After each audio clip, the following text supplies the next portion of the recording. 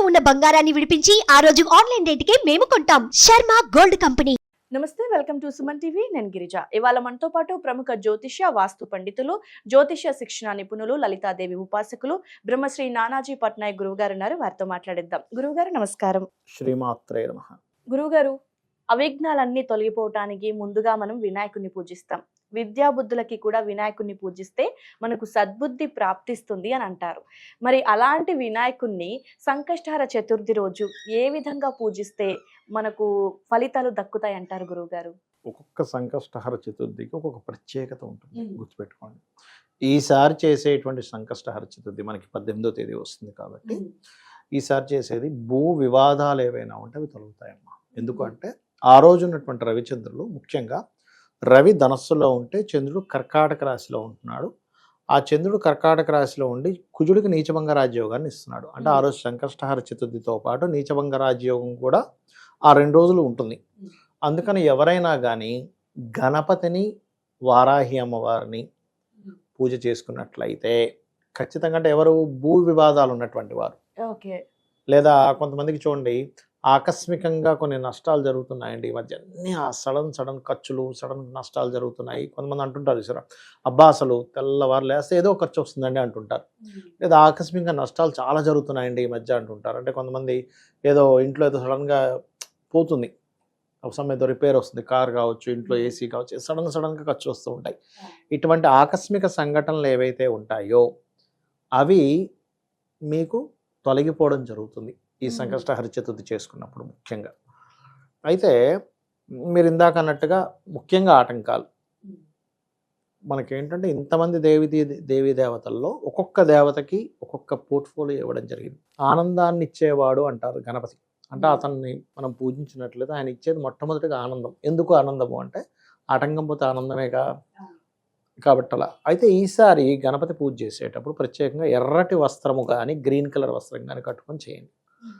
దీనివల్ల ఏమిటంటే, ప్రధానంగా ఎవరైతే సంకల్పం ఉంటుంది నేను ఫలానా సాధించాలి, ఎంతో ప్రయత్నం చేస్తుంటాము, ముందుకు మూవ్ అవ్వవు. ఎందుకు అంటే పూర్వజన్మల్లో మనం చేసినటువంటి కర్మ ఏదైతే ఉంటుందో అది అడ్డుపడుతూ ఉంటుంది. ఆ అడ్డుపడుతున్నటువంటి కర్మ తొలగాలి అంటే గణపతి యొక్క అనుగ్రహం అక్కడికి వస్తే గానీ మనకు ఆ కర్మ తొలగదు. అయితే దానికి ఒక ప్రత్యేకంగా దీక్షా వస్త్రాల్లో తీసుకొని చేసినప్పుడు దాని సంకల్పం వేరు, అంటే దాని బలం వేరుంటుంది. ఉదయం నిద్రలేచి స్వామి నీ యొక్క పూజ చేసుకోవడానికి నాకు ఈ భాగ్యాన్ని కలిగించావు అనేటువంటి భావనతో మీరు ప్రారంభం అవ్వాలి మీ రోజు. అవి చక్కగా మనకి రెడీ అయిపోయిన తర్వాత, మలమూత్ర విసర్జన ఇవన్నీ అయిపోయిన తర్వాత చక్కగా మీరు ముందు రోజు శుభ్రపరుచుకుంటారు కొంతమంది నైటే.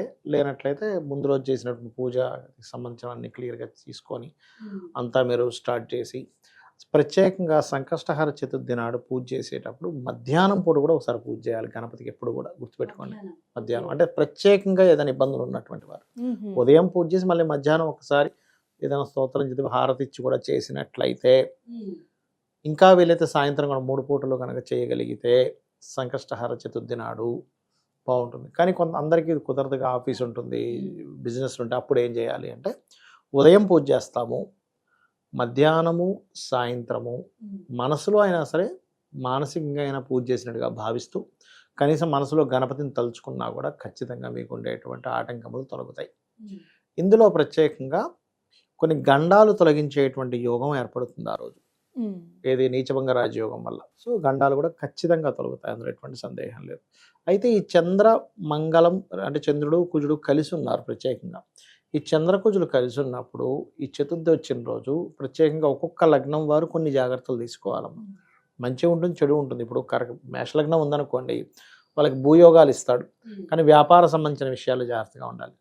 వృషభ లగ్నం ఉందనుకోండి, ఆ సంకష్టహర చతుర్థి ఆ 2 రోజులు కొంచెం కొత్త ప్రయత్నాలు ఫలిస్తాయి, కానీ ఉద్యోగం విషయంలో జాగ్రత్తగా ఉండాలి. మిథునం వారు పర్టికులర్గా ఏంటంటే ఇక్కడ దూర ప్రాంతాలకు వెళ్ళినప్పుడు జాగ్రత్తగా ఉండాలి ఆ Sankashtahara Chaturthi plus next day కొంచెం. కర్కాటకం వారు కనుక చూసుకున్నట్లయితే వాహనాల మీద వెళ్ళేటప్పుడు కొంత జాగ్రత్త తీసుకోవాలి. అయితే మిథునం వారికి ఏంటంటే భూయోగము, మన ధనయోగాలు ఇస్తుంది. కర్కాటకం వారికి ఏంటంటే కొంచెం ఏదైనా ఒక పని సాధించడానికి ఉత్సాహము, కొత్త ఉద్యోగ ప్రయత్నాలు ఫలిస్తాయి, కానీ వాహనం మీద వెళ్ళేటప్పుడు జాగ్రత్తగా ఉండాలి. సింహం వారు వివాహ సంబంధించిన ప్రయత్నాలు చేసేటప్పుడు జాగ్రత్తగా ఉండాలి, కానీ బయట దేశాలకు వెళ్ళడానికి చాలా బాగుంటుంది. కన్యవారికి కనుక చూసుకున్నట్లయితే రుణం ఇవ్వడం తీసుకునే విషయాల్లో జాగ్రత్తగా ఉండాలి. వ్యాపార లాభాలు వస్తాయి ఈ చంద్రమంగళ యోగం వల్ల. అదేవిధంగా మనకి ఇక్కడ కన్యావారికి కనుక చూసుకున్నట్లయితే వ్యాపార లాభాలు, తులవారికి కనుక చూసుకున్నట్లయితే ఉద్యోగ యోగం కలుగుతుంది. కాకపోతే ఇక్కడ మిత్రులతోని లేకపోతే ఏదైనా షేర్ మార్కెట్ విషయాల్లో జాగ్రత్తగా ఉండాలి. వృశ్చికం వారు గృహ వస్తు వాహన కొనుగోలు చేసే విషయంలో జాగ్రత్తగా ఉండాలి. కాస్త లాంగ్ జర్నీస్ వల్ల లాభం కలుగుతుంది. ధనస్సు వారు ఎవరితోనే ఏదైనా కమ్యూనికేట్ చేసేటప్పుడు జాగ్రత్తగా ఉండాలి. కాకపోతే ఇన్సూరెన్సెస్ మూలంగా లాభం కలుగుతుంది. మకరం వారు ఫైనాన్స్ విషయంలో జాగ్రత్తగా ఉండాలి.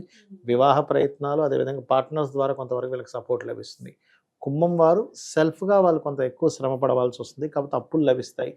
మీనం వారికి ఇన్వెస్ట్మెంట్స్ విషయంలో జాగ్రత్తగా ఉండాలి. సంతాన యోగాన్ని, సంతాన ప్రాప్తిని ఇది కలిగిస్తుంది ఈ రోజు చేసేటువంటి పూజ వల్ల పర్టికులర్గా. ఓకే గురుగారు, ఇది ముఖ్యంగా.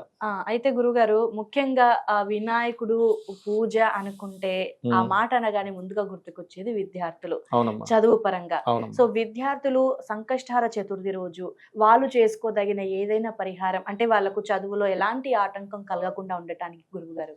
భక్తి శ్రద్ధలతో గణపతి ముందు వాళ్ళు చదువుకునేటువంటి పుస్తకాలు పెట్టి, స్వామి నాకు ఇందులో ఉన్నటువంటి సారాంశము అంటారు, అది నాకు అర్థమయ్యేలా చేయి స్వామి అని మీరు నిజంగా కనుక భక్తిగా కనుక భగవంతుని కనుక తలుచుకున్నట్లయితే గణపతిని, ఖచ్చితంగా మీకు విద్యా సంబంధించిన విషయంలో కలుగుతున్న ఆటంకాలు పూర్తిగా తొలగుతాయి. భక్తి ప్రధానం అక్కడ. ఇంకోటి, గణపతి పూజ చేసిన తర్వాత ఖచ్చితంగా ఇలా అనుకోవాలి, గుంజీలు తీయాలంటారు ఇలా పట్టుకొని. మనకు తెలియకుండానే చెవు ఇలా పట్టుకుంటాం కదా, అవును, మనకి దరిద్ర యోగాలు ఏవైతే ఉన్నాయో తొలగిపోతాయి మన చెవులు పట్టుకుని వినాయకుడి దగ్గర గుంజీలు తీసినట్లయితే. ఓకే గురుగారు, అంటే ఆ గుంజీలు ఇన్ని అని ఏమన్నా లెక్క ఉంటుందా గురుగారు? 3, 5, 7, 11 బేస్ సంఖ్యలో తీస్తారు. ఓకే గురుగారు, మరి వినాయకుడిని పూజించేటప్పుడు ఒకవేళ 3 పూటలు పూజ చేయాలి అన్నారు కదా, అది కుదరనప్పుడు మనం ఏదైనా వినాయకుడి నామస్మరణ చేసుకోవాలి అనుకున్నప్పుడు ఏదైనా మంత్రం జపిస్తే మంచిదంటారా? ఆ మంత్రం తెలియజేస్తారా? ఓం గం గణాధిపతయే నమః చేసుకోవచ్చు, లేదా ఓం కామేశ్వర ముఖాలోక కల్పిత శ్రీ గణేశ్వరాయ నమః చేసుకోవచ్చు. గురుగారు, విద్యార్థులకు సంబంధించి అలాగే మిగతా వారందరికీ కూడా భూ సమస్యలకి ముఖ్యంగా వారందరి కోసం కూడా సంకష్టహార చతుర్థి రోజు చేయాల్సిన పూజా విధానాన్ని చాలా చక్కగా తెలియజేశారు, మంచి పరిహారాన్ని తెలియజేశారు గురుగారు. ధన్యవాదాలు. శ్రీమాత్రే నమః.